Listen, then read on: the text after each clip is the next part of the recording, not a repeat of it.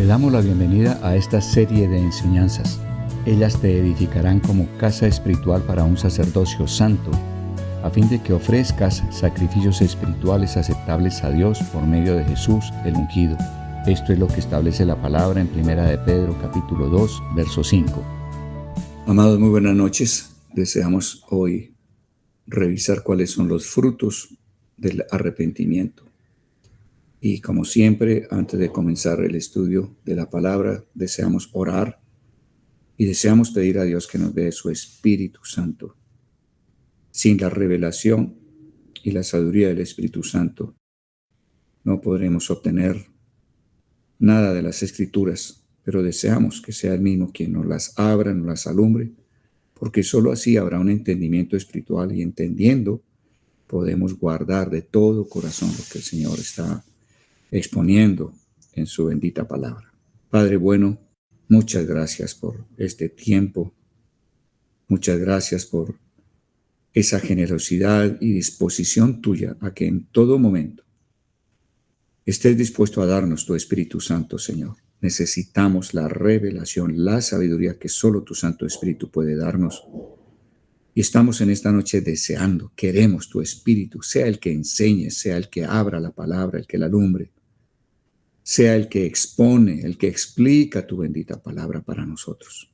Sabemos que si entendemos, entonces podemos guardar tu palabra y podemos cumplirla de todo corazón.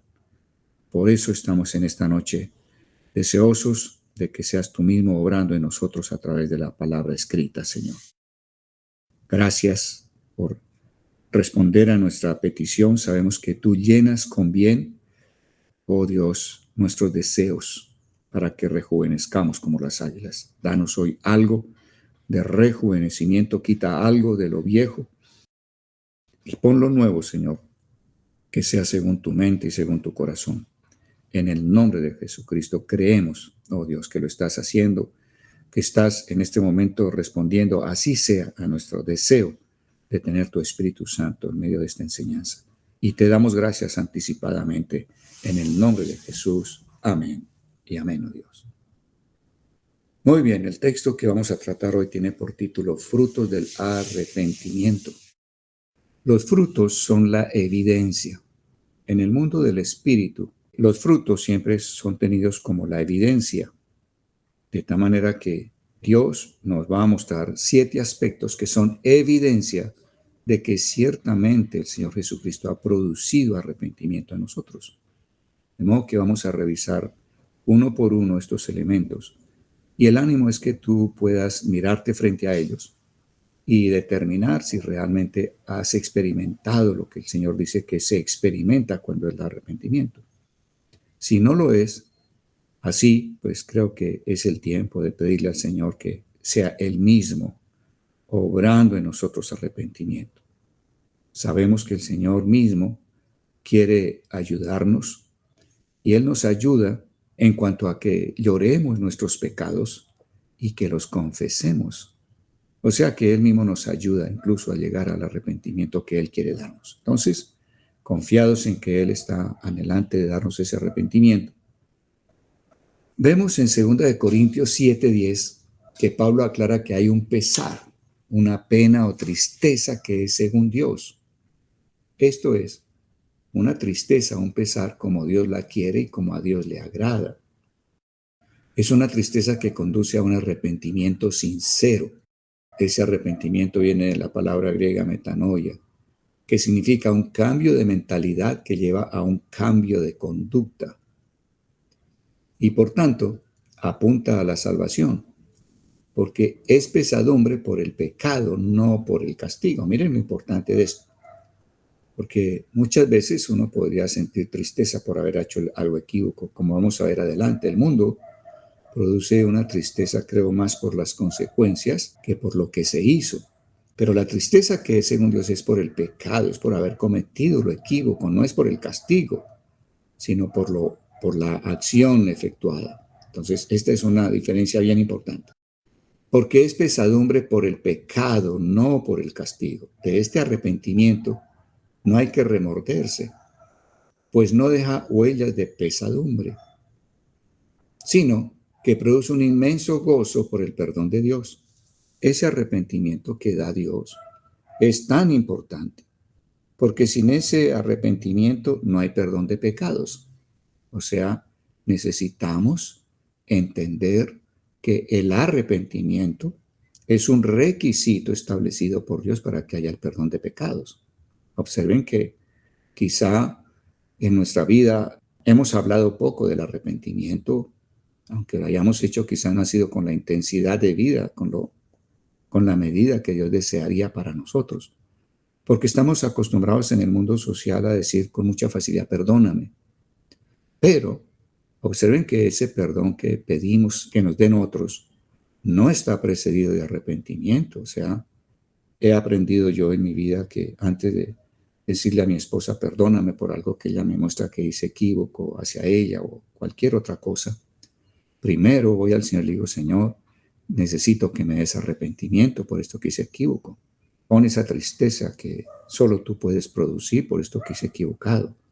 Porque sé que si tú me das la tristeza por lo equivocado, entonces habrá un genuino arrepentimiento y habrá un perdón de parte tuya. O sea, lo que quiero decir es que nosotros no estamos habituados a que para que nos den perdón, primero pidamos y busquemos el arrepentimiento. Entonces, creo que aquí hay un cambio de conducta dramático y es, antes de pedir que te perdonen, debes buscar también al Señor para que Él te dé el arrepentimiento y sientas tristeza por lo que se ha hecho equívoco y por lo cual vas a pedir perdón. De modo que una vez que yo he ido al Señor y he dejado que Él ore en mí, yo voy a mi esposa a decirle, tal como me dijiste ayer, creo que te contesté de una manera equivocada ayer, perdóname. Pero estoy pidiendo perdón después de un arrepentimiento. Ahora, Dios quiere que entendamos que hay otro pesar muy diferente a la tristeza que da Dios. Hay otra tristeza que la da el mundo, la da la carne, el egoísmo de nosotros. Necesitamos diferenciarlos, porque no es lo mismo el uno que el otro. La fuente del arrepentimiento es el Señor Jesucristo mismo, mientras que la fuente del remordimiento, de la tristeza que es según el mundo, según el egoísmo, es una tristeza que procede de las tinieblas. Pero hay otro pesar, otra tristeza que es la del mundo, la cual sufren los mundanos por la frustración de sus ilusiones o por la pérdida de las cosas temporales o, incluso, por el pecado mismo que les trae desánimo, depresión, sentimiento persistente de culpa, etc. Pero ese pesar que da el mundo no está santificado por el amor. Ahí no está el amor de Dios, ni nuestro amor por Dios. No está santificado por el amor, pues no se debe a la operación del Espíritu Santo en el corazón del pecador, sino a una astuta maniobra del diablo, quien después de conducir al pecado, hunde al pecador en la desesperación. Por eso dice el apóstol, de esa tristeza que produce el mundo, que es una tristeza que produce muerte. Todos hemos experimentado ese tipo de tristeza que es lo que llamamos remordimiento. Una persona después de una terrible borrachera, al siguiente día puede sentirse muy apesadumbrado. ¿Por qué? No está apesadumbrado por lo que hizo, sino por las consecuencias. Entonces, a ver, puede pensar, hasta cierta hora de la noche tuve memoria de qué hice, pero de ahí en adelante no me acuerdo qué hice. Pude haber matado a alguien, haber atropellado a alguien mientras conduje borracho, pude haber hecho y dicho cosas terribles. Entonces, siente una terrible pesar, remordimiento, angustia interna, pero no proceden de Dios para nada. O puede estar pensando en todo el dinero que gastó o que perdió cosas, etc. Entonces, vemos que hay dos pesares bien diferentes. Dos casos de ambas tristezas los tenemos en Pedro y en Judas. El primero, Pedro, negó al maestro, y el segundo, Judas, lo vendió por 30 monedas de plata. O sea, ambos hicieron algo equívoco. Ahora, veamos cómo se operó la tristeza en ellos, de manera tan distinta. En uno se operó el arrepentimiento que da Dios y en otro la tristeza que da el mundo. La diferencia entre ambos está en que en Pedro hubo un elemento esencial que fue para vida, que no hubo en Judas. ¿Y cuál fue ese elemento esencial que hubo en Pedro, pero que no hubo en Judas? El amor al maestro. Eso lo encuentran ustedes en Juan capítulo 21, los versos 15 al 17. Y quiero que sepan que si tú buscas en las Escrituras, en el Nuevo Testamento, en los Evangelios, tú no encuentras que Judas en ningún momento se haya dirigido al Señor Jesucristo como Señor. Él no lo hizo. O sea, en él no había un reconocimiento del señorío de Jesucristo. Y recuerden que reconocer el señorío es primeramente reconocer cuánto amor hubo en él para haberse entregado por rescate en la cruz por nosotros. Debido a que reconocemos ese amor tan inmenso, es que doblamos nuestra rodilla ante él, sujetándonos a él, y con nuestra boca confesamos que él es el Señor. De manera que en Judas no había ese reconocimiento del amor que Jesús traía al mundo, por el cual le decimos Señor. Judas nunca reconoció eso. O sea, en él no hubo un entendimiento del amor de Jesús y por lo tanto no había en su corazón un amor hacia Jesús. En Pedro había algo diferente. Estos elementos son muy importantes y nos ayudan también a discernir cuál es el estado interior que hay en nosotros o que ha habido en nosotros y que debe haber en nosotros en cualquier oportunidad futura. Por eso, el arrepentimiento de Pedro fue sincero y fructífero, como lo dice Lucas 22:32, mientras que el remordimiento de Judas lo llevó al suicidio. Miren el fruto tan diferente, la evidencia tan diferente. En Pedro hubo una evidencia de que realmente fue perdonado. Hubo vida después de semejante falla tan terrible ante el Señor. Pero en Judas la evidencia es muerte. Se suicidó y no se quitó la vida. Los frutos, los buenos resultados, muestran la sinceridad del arrepentimiento en los corintios, el cual fue producido por la tristeza que fue según Dios. En los corintios hubo un arrepentimiento genuino. Y dice acá, el verdadero cambio en la mente y corazón cambia también la vida y las actitudes. Ved, si no, lo que este santo pesar ha producido en vosotros, dice Pablo a los Corintios en 2 Corintios 7:11. Esos frutos de arrepentimiento son siquiera 7, y tal como están en la Escritura queremos revisarlos. El primer fruto, la primera evidencia, el primer comportamiento nuevo que produce el arrepentimiento que da el Señor Jesucristo. Y quiero que sepan que el arrepentimiento que da el Señor Jesucristo es una evidencia de que Él fue exaltado a la diestra de Dios. O sea, Él, como exaltado a la diestra de Dios, nos da el nuevo nacimiento, nos da el arrepentimiento, nos da el perdón de pecados y nos da el Espíritu Santo.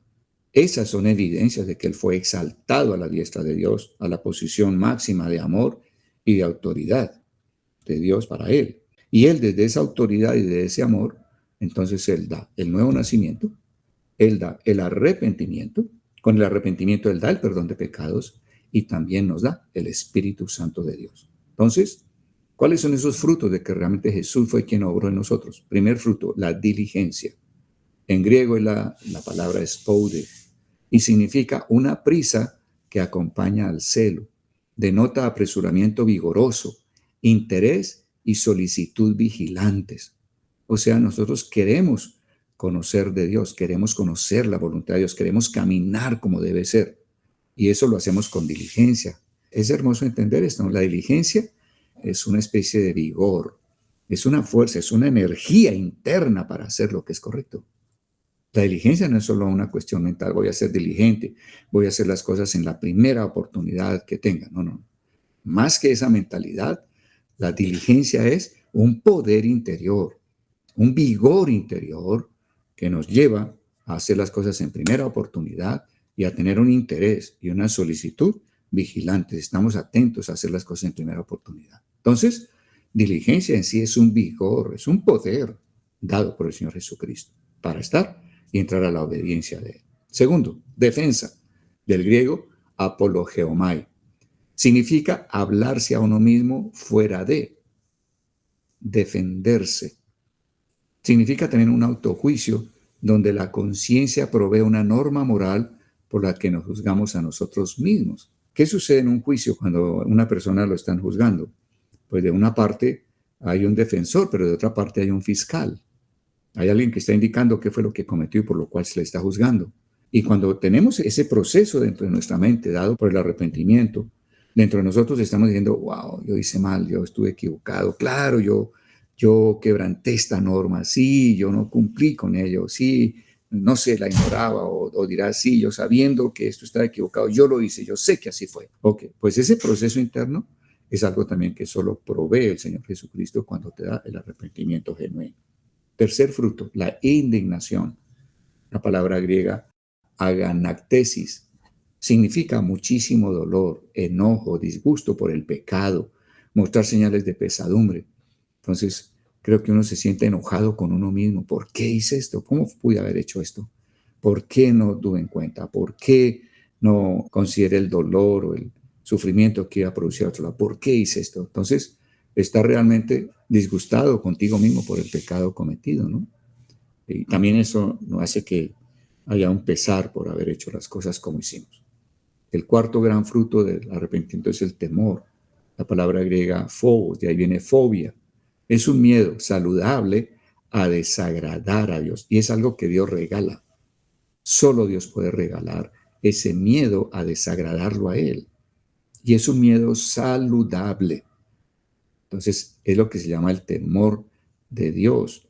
No es miedo, terror hacia Dios, no. Es miedo de desagradarle. Miren que es un miedo que en sí creo que está cobijando amor, aprecio por Él, gratitud. Es como decir, ¿cómo puedo yo volver a caer en lo mismo si Él me ha salvado y me ha perdonado esto? Pues, entonces, es un miedo saludable que nos lleva a no querer desagradar a Dios. Ahora, ese miedo, que es totalmente benéfico, ahuyenta de nosotros el terror de alejarnos de su presencia. O sea, cuando conocemos al Señor y Él nos da el arrepentimiento y nos da el perdón, nosotros nos aterrorizamos de que Él se aleje de nosotros, de que no estemos con su presencia que ya hemos experimentado. Entonces, cuando tenemos el temor de Dios, o sea, tenemos ese temor saludable a desagradarle, eso hace que ahuyentemos, que echemos lejos el terror de que su presencia no esté con nosotros. Es algo muy hermoso la combinación de esos dos elementos. El quinto fruto es el ardiente afecto. Viene del griego epipoteo, que significa un anhelo intenso, un deseo. Es como un hambre de Dios, de su palabra, de su presencia, de experimentarlo a Él. Cuando conocí al Señor, fue algo muy poderoso que Dios hizo en mí. Yo desconocía que eso se llamaba arrepentimiento. Pero en el mismo momento en que invoqué al Señor sobre mi vida y lo recibí, como dice la palabra en Éxodo capítulo 12, cuando está hablando del Cordero de la Pascua, y también como la palabra habla en el Evangelio de Juan capítulo 1, cuando dice que el Señor vino a lo suyo y los suyos no lo recibieron, dice en Juan, en el Evangelio de Juan capítulo 1.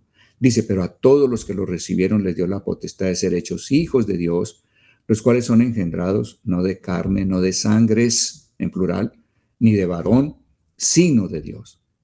Entonces, cuando yo recibí al Señor Jesucristo, que realmente es lo que también nos indica Éxodo capítulo 12 cuando habla del Cordero de Pascua, dice que nosotros debemos recibir, aceptar el Cordero de Pascua, que es el Cordero de Dios, el mismo Señor Jesucristo. Entonces, el día que yo acepto a Jesucristo, le digo, Señor Jesús, si amas y si vives, esa fue mi oración, sin ninguna guía, sino lo que salió de mi corazón. Ven y sácame de la olla, el derrumbamiento en que me encontraba. Y Él inmediatamente vino a mí. Inmediatamente sucedió el que Él me da su Espíritu Santo, el que Él me engendra en un instante. Empecé a llorar por muchos minutos, no sé cuánto lloré. Pero era algo que yo estaba experimentando, no sabía de qué se trataba, pero Dios me estaba dando el arrepentimiento que procede de Él, ¿no? Y me acuerdo mucho también que dentro de ese ardiente afecto puso en mi hambre de leer la palabra. Duré, no sé, creo que 3 meses. Leía 18 horas diarias la Biblia. Era un hambre desesperante. Y me acuerdo cómo venía esa defensa, ese proceso de defensa, de estar ante el trono de Dios. Porque yo leía la palabra y decía, esto lo quebranté, esto no lo cumplí, esto fue lo que yo hice equivocado, esto es mi vida. Entonces había allí todo un proceso interior muy poderoso. Había también ese miedo saludable de desagradar a Dios. Y quizás yo les he compartido otras oportunidades que en esos días primeros Dios me dio un sueño. Mi vida, cuando llego al Señor, había sido totalmente azotada por el adulterio, era una adicción. Y sueño que voy en un carro particular, yo voy conduciendo y al lado mío va como copiloto una mujer que no era mi esposa, o sea, está como viendo algo de mi vida pasada. Ella era muy hermosa, de modo que yo doy el cambio al carro conduciéndolo y veo sus piernas, unas piernas muy hermosas, y pongo mi mano en una de sus rodillas. Y en ese instante vino a mí un terror. Nunca lo había experimentado, un terror. Y el terror en que me hallaba, también pensaba simultáneamente, ahora, ¿qué le voy a decir al Señor? ¿Qué le voy a decir a Él? O sea, allí estaba experimentando lo que es el miedo a desagradar a Dios. Había entonces también un terror de que yo me fuera a alejar de su presencia. Y todo eso me lo regaló Él, o sea, el arrepentimiento, todos estos sentimientos los da Él. Por eso hay que pedirle, Señor, dame el arrepentimiento. Y Él está dispuesto, Él quiere hacerlo. El sexto gran fruto de verdadero arrepentimiento es el celo, del griego celó. Significa tomarse un interés muy fuerte, buscar o desear anhelantemente. No solo buscaba yo la palabra, buscaba la presencia de Dios, sino que no quería perderme en ningún evento, ninguna reunión de congregación. Era algo que solo Dios había puesto en mi corazón. Había un interés muy fuerte en todas las cosas que fueran de Dios. Allí donde había una reunión, donde había un libro, donde me pasaban un cassette, allí estaba leyendo, oyendo. Era algo puesto por Dios.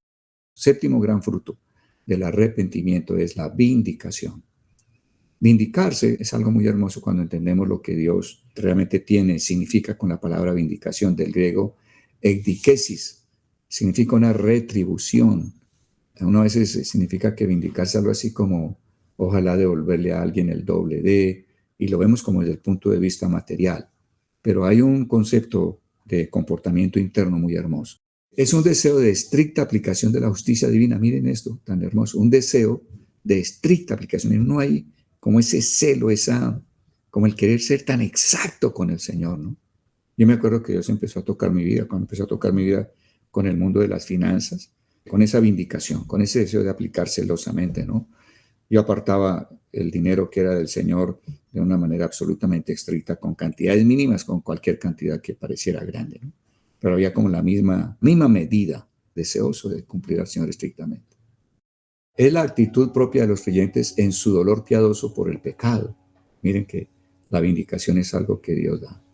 Nota, dice acá, en el ejercicio divino del juicio no hay elementos de vengatividad, ningún deseo de venganza, sino la estricta aplicación de la justicia. Dios mismo es un Dios vindicativo, ¿no? Él no va a darnos más del castigo, de la reprimenda que necesitamos. Él da estrictamente lo que necesita, la justa aplicación de su palabra. Y eso también nos da esperanza y nos da a conocer su misericordia y su ternura para con nosotros. Recordemos que el ser humano no puede producir arrepentimiento por sí mismo.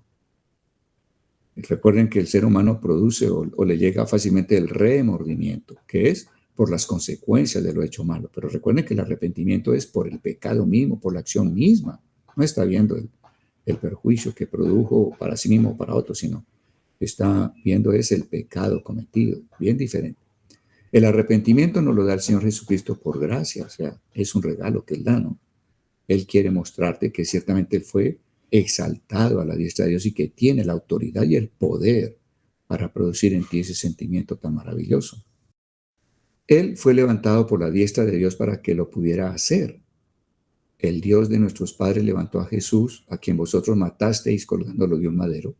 A este Dios ha exaltado con su diestra por príncipe y salvador.